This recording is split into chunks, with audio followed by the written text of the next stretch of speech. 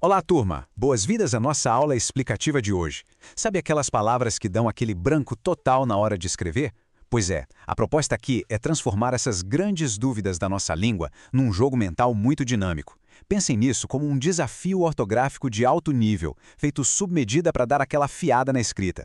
A gente vai mergulhar de cabeça nas lições geniais do professor Ivan Feitosa para desvendar 5 errinhos que pegam todo mundo no pulo, principalmente aquelas palavras super traiçoeiras com G e J. E olha, é bom vir com energia, porque a ortografia adora pregar peças até em quem já escreve super bem.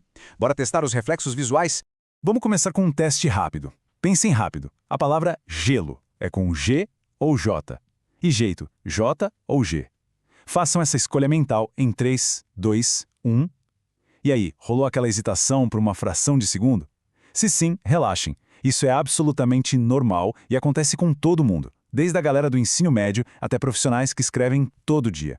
Mas a pergunta que não quer calar é: por que uma coisa que parece tão básica consegue bugar a nossa mente com tanta facilidade? A resposta tem tudo a ver com o jeito que a gente escuta os sons. E é aqui que a gente cai na famosa armadilha auditiva. Acontece que a estrutura sonora do português simplesmente nos engana. Quando vem antes do E e do I, o G e o J têm literalmente o mesmíssimo som.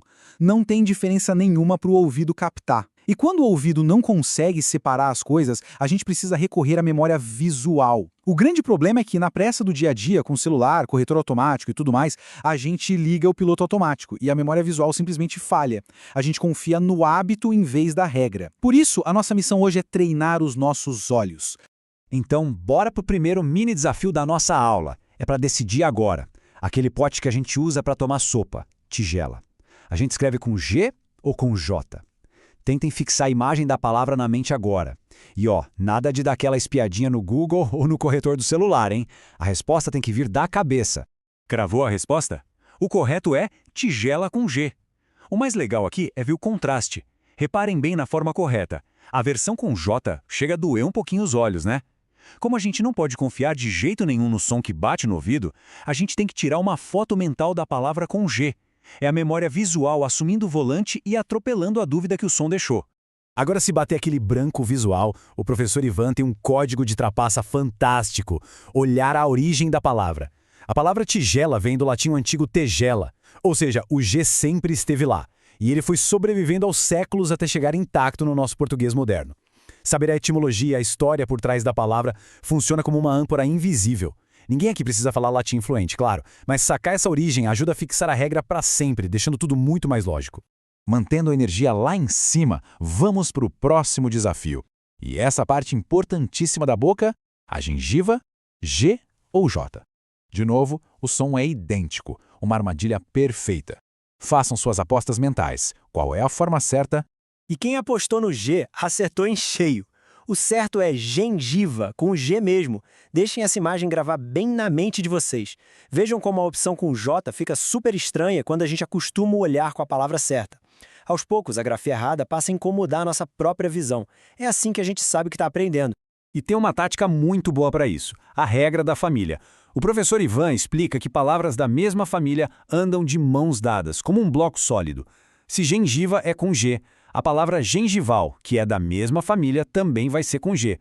A dica de ouro é essa: tudo que for relacionado à boca e tiver esse comecinho gen ou geng, quase sempre vai levar G. Decorar blocos de palavras em família é 1000 vezes mais fácil do que tentar memorizar milhares de palavras soltas. Terceiro desafio da aula e a gente volta correndo para a cozinha. Aquela leguminosa verde deliciosa. Vagem, com G ou com J? Essa aqui é clássica, causa um pânico geral na hora de escrever a lista de compras do mercado. Qual é o palpite da turma? A resposta é vagem com G. Olhar as duas lado a lado ajuda muito a fixar. Se alguém ainda tinha dúvida com essa palavra, esse é o momento exato para deletar a versão com J da mente para todo sempre. E quer saber a melhor parte? Não é só decoreba fotográfica, tem uma regra super poderosa por trás disso. Prestem muita atenção nesta regra do sufixo agem. Substantivos que terminam com agem são escritos com G, sempre, sem exceção. É o caso de coragem, paisagem, folhagem e, obviamente, a nossa vagem. Esse é um verdadeiro atalho mental ensinado pelo professor Ivan. Com essa regrinha simples, a gente consegue matar a charada de um bloco gigantesco do nosso vocabulário de uma vez só na dedução lógica. Muito bom, né? Turma, alerta vermelho piscando agora. A gente chegou no desafio mais famoso e traiçoeiro da língua portuguesa. Viagem com G ou viagem com J? Essa é aquela pegadinha implacável que consegue derrubar até o pessoal que tira a nota máxima em redação. Pensem muito bem antes de responder, E é aqui que o português mostra o quanto é fascinante. A resposta é: as duas existem. Mas o uso depende totalmente da função que a palavra está exercendo ali na frase. Se for o substantivo, como em a viagem foi incrível, aí entra a regra do agem que a gente acabou de ver, ou seja, é com G. Agora, se for o verbo, a ação, como em espero que eles viajem em segurança, aí tem que ser com J. O erro fatal mesmo é escrever o substantivo a viagem com o J. Entender se é uma coisa ou uma ação é o segredo para nunca mais errar isso.